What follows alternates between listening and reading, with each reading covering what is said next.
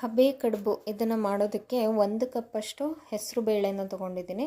1 cup ಹೆಸರು ಬೇಳೆಗೆ 2 cup ಅಳತೆಯಲ್ಲಿ ಕಡಲೆಬೇಳೆನ ತೊಗೊಂಡು ಎರಡನ್ನೂ ಒಮ್ಮೆ ತೊಳೆದ್ಬಿಟ್ಟು ನೀರು ಹಾಕಿ ಇದನ್ನು 2 ರಿಂದ 3 ಗಂಟೆಗಳ ಕಾಲ ನೆನೆಯೋದಕ್ಕೆ ಬಿಡಬೇಕು.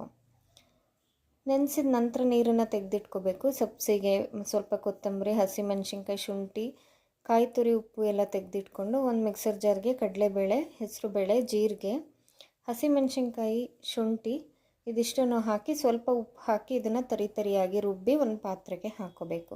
ನಂತರ ಸಣ್ಣಕ್ಕೆ ಹೆಚ್ಚಿರೋ ಈರುಳ್ಳಿ, ತೆಂಗಿನಕಾಯಿ ತುರಿ, ಸಬ್ಸಿಗೆ ಸೊಪ್ಪು ಹಾಗೆ ಕೊತ್ತಂಬರಿನ ಹಾಕಿ ಚೆನ್ನಾಗಿ ಮಿಕ್ಸ್ ಮಾಡ್ಕೋಬೇಕು.